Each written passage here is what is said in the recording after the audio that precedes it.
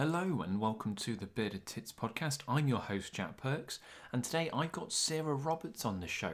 We're going to be talking about her book Somebody Swallowed Stanley, which deals with plastic pollution, her work with large predators such as bull sharks, and how she actually got bitten by a shark as well. But first, we're going to look at the news.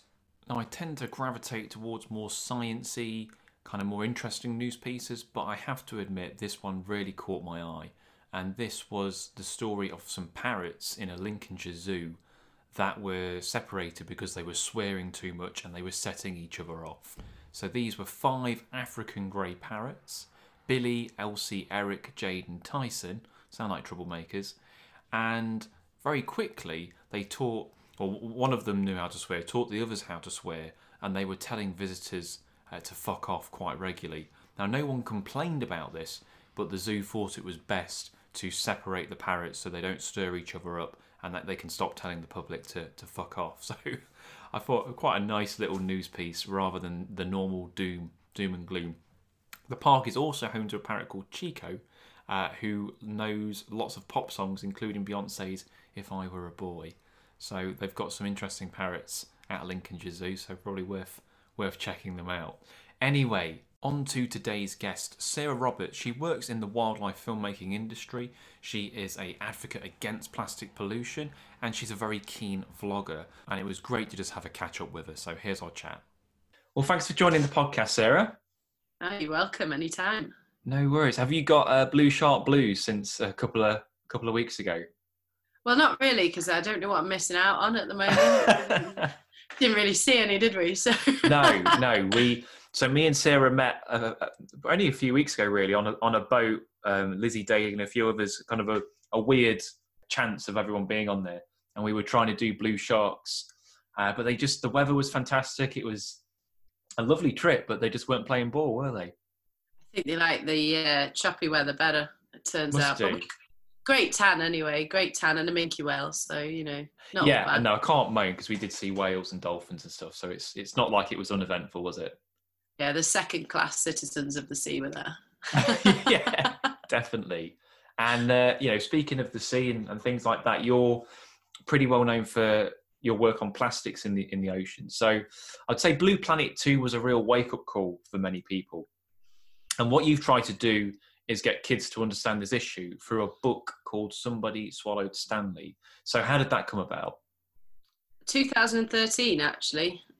So I used to work in shark research off the back of uni. So I was living on a little remote island in the Bahamas, and I sort of became a bit more aware when you're out in these remote places of different environmental issues that are affecting them. And one of the biggest things that we saw, after a bad storm or anything like that, was plastic washing up on the beaches. So I sort of stuck around there for a while until I got bit, came back home. I had to clean that up and started an outreach project at the same time while I was sort of staying out of the water. That's when I started visiting schools with different environmental issues, especially ones that have been done to death, I would say. Reduce, reuse, recycling, those 3 words, they've been shunted around since I was at school, and they've never really changed the way they taught them. I was kind of looking for a new way of approaching the subject that would be fun and interesting for the kids and not terrifying, because once we all know now, once you sort of open that Pandora's box of plastic pollution, it's deep and dark and scary and yes, confusing. I used to while I was at uni, actually I used to be an education officer at Blackpool Zoo, and part of what we did there was interactive stories for the kids. So I knew that stories were a great way of engaging especially younger children on topics and sort of slyly, subliminally getting in these life lessons. So I kind of used the old training I had and then the new knowledge I had and combined it. And Somebody Swallowed Stanley, the original copies were out in 2014. And I had all these grand ideas at the time, I'll put one in every every M&S shop will have one, you know, because they're 5p charges coming in. This is brilliant. I can sit at the counter with Stanley's better looking cousin, a bag for life, and you know what, they'll snap it up. But as you say, plastic pollution wasn't such the hot topic then as it was now. Yeah, it's definitely kicked off. So you were ahead of the game, really. Yeah, I mean, I wouldn't say ahead of the game, because the research on plastic in the ocean is decades old. Yes, yeah. You know, and that really illustrates to me, you know, the delay we have between science and then the communication of that to the general public. And yeah, that's kind of the area in which I work now, and the bridge I'm trying to build to make that process a bit quicker. But yeah, so the first books came out. It was a totally different version of the one you see now. I illustrated it for a start, and sold that in the UK and abroad for a little while, mostly directly to schools. And then I was minding my own business in Cape Town one day and got wind of a huge campaign by Lad Bible that I was asked to be involved in, which was their Trash House campaign. All right, of all people, Lad Bible. Lad Bible, yeah, before Blue Planet came out, yeah. All right, so, okay. So they did a huge campaign. It was actually launched by Ross Kemp, of all people. This is such a random collection of people. Oh yeah, and Judy Dent, I think, also supported it at the time. And it was it was really good. Because they have a totally different audience, I suppose, than necessarily the Blue Planet audience. I mean, the percentage of 18 to 30s that actually subscribe to Lad Bible around the world is phenomenal. So they got real traction on that. And basically what they did was they took one of the Gaias, the ocean Gaias, and they wanted to declare it as its own country. So they had people signing up to be a resident of the Trash House, they called it. And if you signed up to be a resident, they even had like a fake passport and everything. If you have enough residents of a country, then the UN has to accept it as a country. And if there is a problem within that country, the UN then has a responsibility to clean it up. So it was a bold media move. They did actually get some feedback from the UN. It was acknowledged, and it did really well. It won a few awards, actually. So I worked a little bit with them in terms of being the ambassador and sitting there on panel talks alongside Ross and other people, wondering what my life had, what twists and turns had happened there. And then, so it was clear that plastic was obviously definitely going to be a hot topic. And then a few months later, Blue Planet came out, and that was it. That was me stuck in the UK for a year. Twists and turns that get you to these places are just bonkers, aren't they? Amazing, yeah. And of course, you always think you're slamming your head against the wall before that, and you're just failing. But that was actually the start of where I am now, I guess, because Scholastic took the book on, and Stanley's been published by them, and it's improved vastly since the one I did. It's Hannah Peck's done the illustrations, and we've sold quite a lot actually in this country and abroad, and it's absolutely sort of mind-boggling to just see like kids memorizing the text and using it, and you're like, oh, this is actually useful. I hoped it would be useful, but look at them, they're using it, so it must have done all right. So it's cool. That's always the bonus, isn't it? And what's it like writing for kids then? Because obviously it's not like you can put, well, don't be a cunt, don't chuck rubbish in the sea. You can't do that in a kid's book, or you'd be frowned upon if you did that in a kid's book. So like how do you put it in a way that's not preachy to kids but makes them want to do it? Well, I mean, I don't aim it at kids for a start. Right, I aim it okay, at adults. Okay. So for me, when I wrote Somebody Swallowed Stanley, it was very much in a tongue-in-cheek, sarcastic manner. And I think actually the follow-on books are also written in the same manner when they come out. Don't know when that'll be. It's a long process publishing, but there's sort of a narrative in my head that is the most sarcastic voice possible, and that's the one that works well with children. So I mean, Stanley. So when I started writing Stanley, it was Stanley, While other jellyfish had magical glowing colours all over their body, Stanley had a logo. And while some jellyfish had to swim all day and all night, Stanley could float around merrily. You see, Stanley was no ordinary jellyfish, and that's sort of like your prequel. And it goes into it. But yeah, it's just pure sarcasm. The more sarcastic, the better, really. You should do an audiobook. Yeah. I mean, I could probably recite it from scratch now. So I must have done it about 200 times. It's somebody should just sneak in there and steal it. Maybe you could sort me out. Well, yeah. I mean, you definitely won't want me reading it, but I mean, if you get your best Sarky voice on, that'd be great. I feel like you need somebody, you know, like a sort of Ricky Gervais or someone to do it better. Yeah, he'd be perfect actually, wouldn't he? Yeah, definitely. I agree with that. So when you're not writing books, you've worked with some pretty impressive predators. And I remember we had a brief chat on the boat about all of this. And you've done all kinds of stuff. So I remember, David Miller on the boat, the artist, he delighted in telling me about your scar. And I know you're, you know, and because it's not the sort of thing that naturally you bring up, but he was like, oh, Sarah, look at Sarah's scar. And then you obviously showed me this. So before we're about to get in the water with sharks, you've got this big bite mark. Stay away from the pointy ends. Yeah, exactly. But I mean, but the story behind that is that it wasn't like it was an accident, wasn't it? It wasn't an attack. Oh, yes. Yeah. I mean, what you've got to remember when you work with any wild animal, especially in a constant situation where you're constantly handling a wild animal and constantly sort of mithering it, really, because, you know, they don't understand what's going on. They don't understand that they're going to be released shortly. You're just taking a measurement, you know. Accidents happen. I think I was bite number 56 at the lab when I got bitten, which I didn't know until after. But yeah, I had a sort of small slip up with one of the 1 meter lemon sharks that had got itself caught in a gill net. And our tactic, you know, because it turned itself into tonic immobility. So if a shark turns itself upside down, its breathing slows down and it, you know, goes into a bit of a trance-like state, and it can actually die because it doesn't get enough oxygen in its blood. So our tactic was always turn them the right way up and then, you know, walk with it in front of you. So I'm stood in my bikini, waist deep in water. It's a beautiful tropical island, wandering along with the shark just in front of me and taking it for a walk. You know, yeah. One minute I'm holding the shark, and the next minute I look down, he's holding me too. And I'm like, oh, you know, fuck, basically. The amount of profanities that came out of my mouth at this point. You know, it's a bit of a car crash moment. So there's a bit of you at the time where you're sort of thinking, I wonder if anybody actually noticed. So you're like, first things first, did anyone notice? My friend is in the background running over the gill net with the boat, just like trying to grab all the radio, and Deuce was like, okay, you haven't got away with that.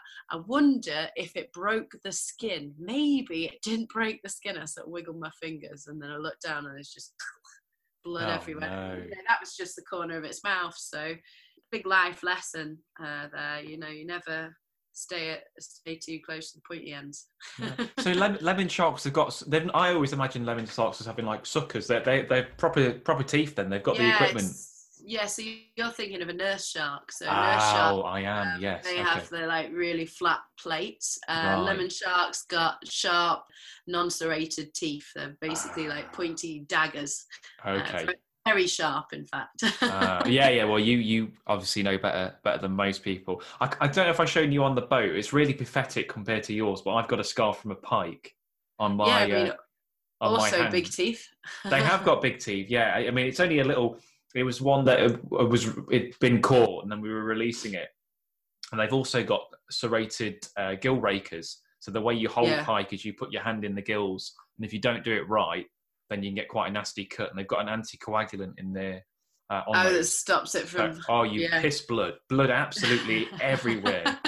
So it's a really tiny scar, and I don't like showing people because it does look at my tiny scar. But not yet. It's a story. It is a story, and it's people always ask about fish ever got me, and one did get its own back on me. But. Well, I mean, I think that's the biggest issue with animals, particularly fish. When you do get it's not so much the actual bite itself; it's the stuff growing on their teeth that can be the problem. Yeah. So it was a great time to find out there's no doctor on the island when I was there. Just pour vodka on it or something like that. I'd sterilise it. Very much so, yeah. Every 3 hours, just as strongest alcohol you can find, and just hope you don't get gangrene. Yeah. That's just The thing is, all we can hope for in life. One straight course of antibiotics as well. So you're in a situation where it's basically you can't drink the alcohol, so you may as well just use it wisely on your arm instead. Well, yeah, don't want to waste it, do you? So if you can't drink it, then yeah, bung it on a shark wound, a bite wound. Are you ever worried then when you're in the water, because you're with these things like alligators and bull sharks? Is there a part of you, maybe worry is the wrong word, I suppose respect might be a better word, but or are you kind of... No, worry's bang on. Yeah, absolutely. Yes. Yeah, more so now than I used to be. Absolutely. There's no Disneyland effect for me anymore. I'm very much aware that these are not trained and this isn't a ride, and they might just decide at some point that they don't want me in there, and they're a lot bigger and a lot better adapted for their surroundings than I am. And that's a respect that I carry with all creatures, particularly humans. But yeah, no, it's something you've got to be aware of. Any remote place you're working in, there's a little maths equation going on in your head sometimes when you're in that situation where you're constantly looking at, like, okay, if that happens and that happens, how do we get to a hospital? Where's the nearest? I mean, a great friend of mine illustrates the point. Like, in the middle of lockdown, one of my mates, Francesca Trotman, who's the founder of Love the Oceans over in Mozambique, she stayed out for the whole of lockdown. Good friend. We call each other every day just to keep her sane. She's living in this beach hut and just rubbing in my face constantly that the surf and the swell, everything's amazing there. Except this one day, I get a text at 2 a.m. and she's like, mate, I've just stood on this. Do you think it's going to be a problem? She sends me this photo, and it's this little tiny scorpion with a very thick tail and very slim, small pincers. No. I'm like looking at it and thinking, oh no, because I know she doesn't have travel insurance with COVID right now, and I know that the hospital's so far away, and I know that any number of things could happen between then and now, because as I'm Googling it and she's Googling it, it sort of looks as if it's the only deadly scorpion in the area. And the pair of us are sort of trying to feel our way through the problem. And luckily she managed to wake up one of her friends on the resort, who kindly picked her up and drove her for, I think, 3 hours to the nearest medical centre to find out it was exactly that scorpion, but luckily hadn't injected its venom. God. So very quiet, very still car journey, which she thought he was just tired, but actually in his head he was thinking she was about to get a leg chopped off. So oh my God. There's a very real possibility when you're in remote locations that, when it goes wrong, it goes really wrong. Yeah. And I've had a few other situations in my time. Particularly, there was one with a friend of mine that had a head injury just shortly after I got bitten in the same island, and that's the first I ever knew that post-concussion syndrome was a thing. So I've since done quite a lot of first aid courses. I need to actually renew my wilderness first responder course, but yeah, it's good to have. Yeah, definitely, and it's something you don't think about. I mean, I remember looking just before we did the shark trip. There was £1,000 Mako caught like 2 or 3 days before we were out there, and biggest one. Oh my God. And again, like, David seemed to delight in reminding me every 5 minutes, there's a bloody great big Mako somewhere out there. And he was like, oh, if it got you, you wouldn't be able to do much. And I was like, oh, cheers. That's great. I really want to think about that in the bloody water. But I think as we said on the boat, though, there's worse ways to go. I'd take a shark attack any day over a bear attack. That's true. Yeah, we did. Yeah, we had a great conversation. Yeah, definitely. I think if you were going to go, a shark would be the way. You'd bleed out pretty quick, wouldn't you? Whereas a bear would just, not be good. That's a long drawn out. Yes. I mean, worst animals to be eaten by. It should be a list. Maybe we should scale these at some point. Maybe that's a podcast for another day where we just go about the horrendous ways different animals could finish you off, and we could do a top 10. I think it's got legs. Yeah, definitely. I think so. And you've also done some bits on TV, haven't you? You've got quite a varied career, which I quite like, because I'm similar myself, where I do a little bit of this, a little bit of that, and you're the same. When you've been a researcher on, was it Chasing Monsters? Did you mention? Was that the fishing show? Chasing Monsters, yes. Yeah. So Cyril and his team, so I've worked with those guys. I was lucky enough to get out to Tahiti with them, actually, for one of their episodes in the new series, which is just airing in America right now. So that was a really fun position to be in, and I'm lucky to still be working with them now on the new show that's going to come out. Can't say too much about that. No, okay. But yeah, no, it's a lot of fun. Great team, real fun guys to work with. Yeah, it's been going a while, that series, hasn't it? I seem to remember it's been on. Is it Nat Geo? Isn't it? Is that a Nat Geo series? Nat Geo, Netflix, Animal Netflix. Planet. Okay. Yeah. In fact, you can see it in the UK on Netflix. Oh, great. Okay. I think it was season 5. I think that they've just put out there now. I've caught the odd episode. Yeah, I seem to remember him catching a catfish in Paris once, and you can see like the Eiffel Tower in the background. He's catching this bloody great big catfish out there. It sounds about right. Yeah. Yeah. And on the theme of you doing lots of different things, you also do quite a few vlogs. So what would you say is the advantage to doing that rather than say something more traditional, a more traditional mean of communication, like say an article or a lecture? Is it just that a vlog's more, not more modern, but more personable? Modern? I would say it's more personable. Okay.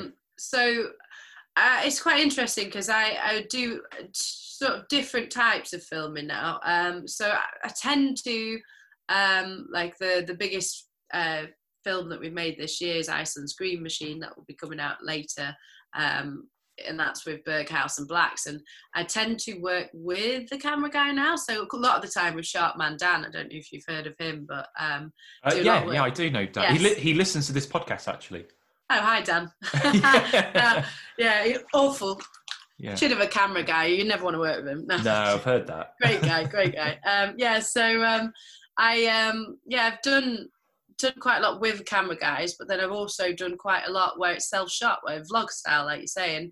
And for me, the vlogs have the advantage of being more in the moment, more authentic, a lot more personable.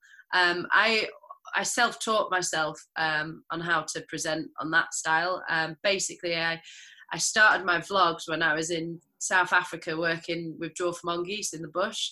And it was the only thing that kept me sane, because I was out walking around, on my own with a pepper spray, and just looking at these bloody mongooses from sun up till sundown, and sometimes not even finding them, just sort of walking along, and then you just suddenly hear whoop, whoop, whoop, whoop, whoop, whoop, and there's a zebra running out in front of you instead, or, loads of crunching on the leaves, and there's a giraffe, and, so it was a really cool spot, and to document that's when I started doing the vlogs, and I would sort of film as much of my day as I could, and then playing it back and sort of editing it in my head and critiquing my own style just to keep myself sane in between.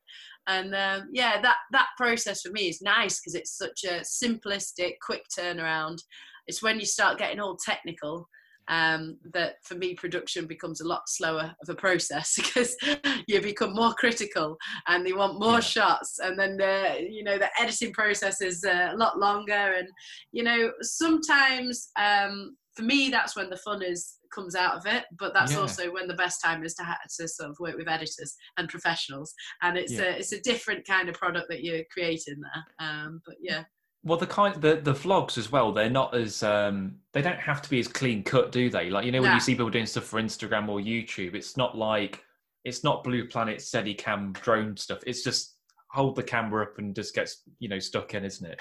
I mean, that's for me a good traditional vlog is supposed to be a bit more like rough in and the ready. moment. Rough and ready. Yeah, that's where I love to be, rough and ready. But no, I'd say actually right now my absolute favourite platform is Instagram stories. No editing.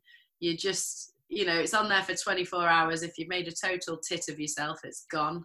But also you've got this perfect opportunity to put content out in now time. Like instant, and record the moments as they happen, and that you don't then have to think about going back and editing. You don't have to have the pressure of, I've got to post so many times a day. I mean, I've always been inconsistent with that. It's my biggest downfall, because it just takes the absolute fun out of it. But for me, Instagram stories is just a real great banterous platform for me to work on. I enjoy it a lot. I never used to use Instagram that much, and then I only started doing stories in the last year or so. But I do really like it, but I only tend to do it when I don't plan them. I just do it off the cuff, and I tend to do it if I'm bored. So I might be out, and I'm like, I've got a bit of time. I'll cook something up. But yeah, I think some people have just mastered it, and I think it's great. They kind of know their algorithms and the hashtags and whatever. But it just tends to be like, I've got an hour to kill. Let's talk about, whatever, a trout or something, and see how it goes. For me, it's more like the phone is my friend, and the vlog camera is my mate. So it's almost like I'm just sharing a situation that's happening with my mate, so I can take the mickey out of anyone in front of me and share it with them. So it's a different dynamic, I think, for me vlogging compared to then. I mean, I still like to have a bit of banter with my camera guys, but there's different levels. It's very similar to publishing. You self-publish, you get it out quickly, you do it in the way that you want, rough and ready, but at least it's out to market and it gets the job done. But when you send that off to someone else and they pull it apart, and they have a whole team of professionals pulling it apart, and then they put all of their input in, what you get maybe at the end of it is probably a more polished quality product that's a bit more expensive and lasts a lot longer. But it just depends what you're creating for. Yeah, and I think the other thing is you get people who follow you on Instagram or Twitter or whatever, and they feel like they know you because of those more personal things. And if you ever do get to meet them, I mean, I've had it before where people have come up to me.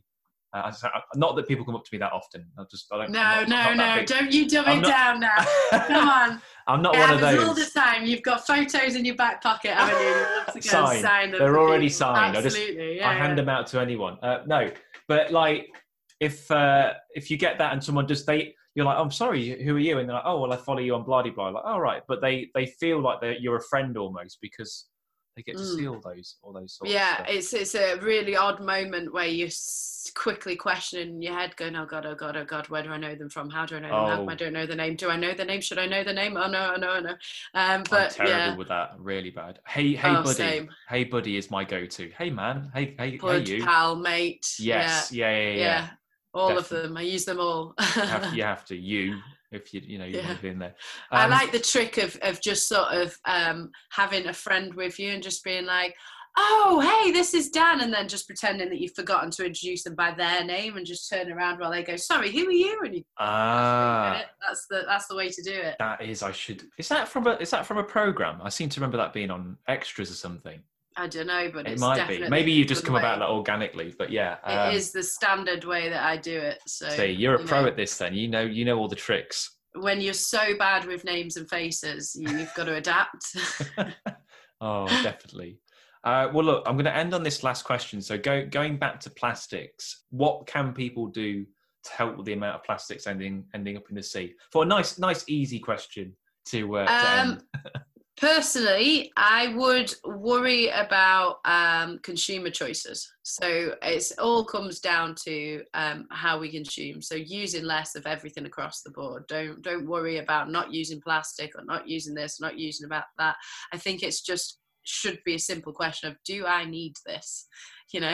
Let's dumb it right down. Do I need this? Is this a bad idea? Is it wasteful? And then ask yourself, right, and how am I going to dispose of it? And there's been a flaw in our system where our recycling has perhaps not been as efficient as we'd hoped it would be. But the pressure's on the government, and you've got to have faith that on an industry level and on on a legislation level that's going to improve. That's something that one person on their own can't improve. But what you can do is just ask yourself a simple question like, do I actually need this? Was it that? Did you watch the Extinction thing that was on telly not too long ago? Was it? I haven't seen it. Is that you bad? Not?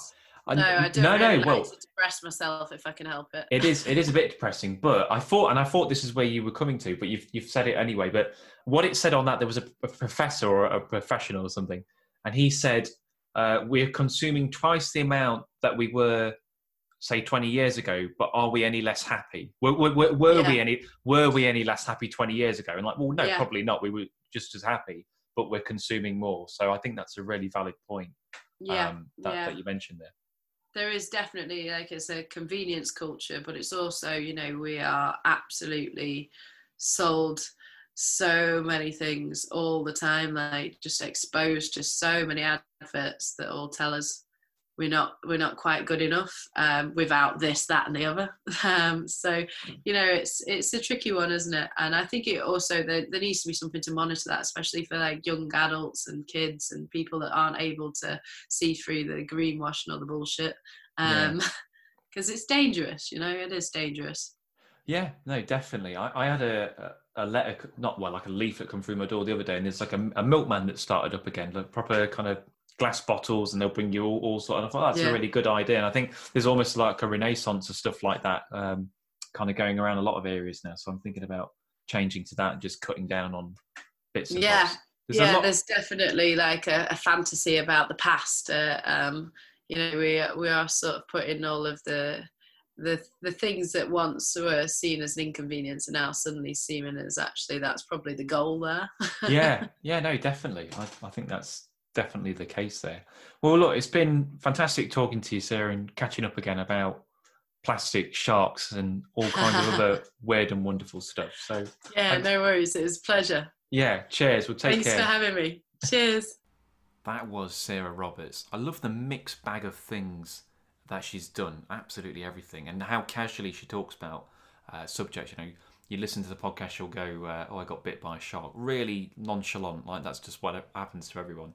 And I think that's great. I love that about her. So fantastic to chat. Now, if you've been inspired to try and make a difference, the list today is going to be top 5 things you can do to reduce plastic. So I'm sure you know a lot of things already, but here's a few more ideas. So at number 1, it's get a reusable coffee cup. I feel like everyone would know this one now anyway, but around 2.5 billion coffee cups are thrown away every year in the UK alone. That's 7 million a day, and less than 1% of these can be recycled, meaning most spend up to 50 years in a landfill after lasting just minutes in your hand. So that's a crazy situation to be in.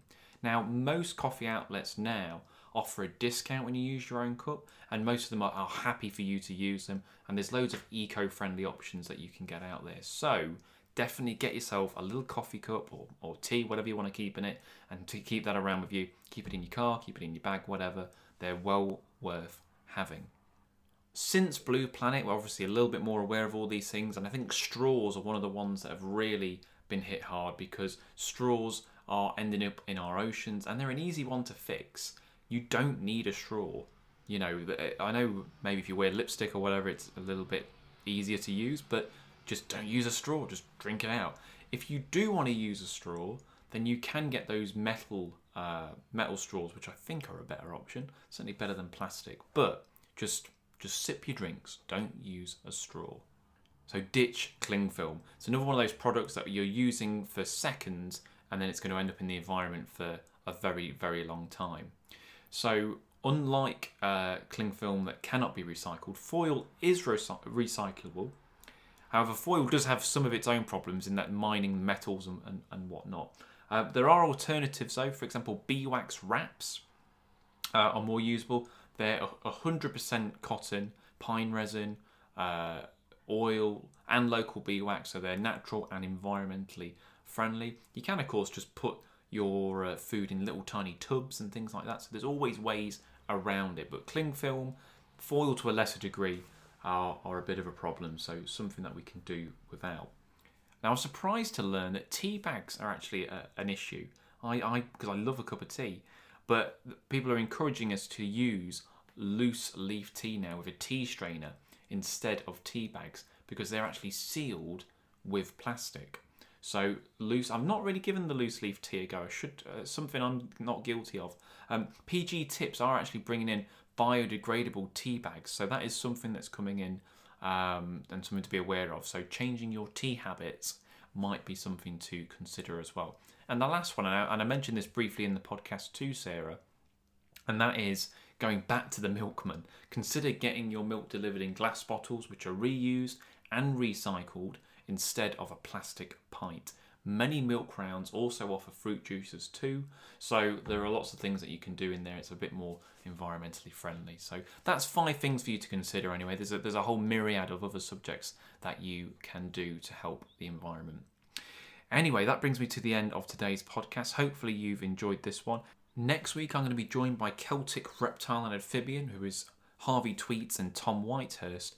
And it's actually going to be the first podcast I've done where I'm in person with them. We're socially distanced, but we're in their living room and we're having a chat about the work that they do, trying to restore lost species of amphibians and reptiles to the UK, and also keeping European species outdoors in a UK climate. So it's a fascinating podcast and 2 really talented young guys who are working on that. As always, check out the Wildlife Exposed TV channel. That's got the highlights of all these podcasts. And give us a follow on @TitBearded. Let me know what you think as well to the top 5s. Do you think it's working? Would you rather something different? Just give me a little comment and let me know. This has been the Bearded Tits podcast. I've been your host, Jack Perks, and I will see you in the next one. Cheers.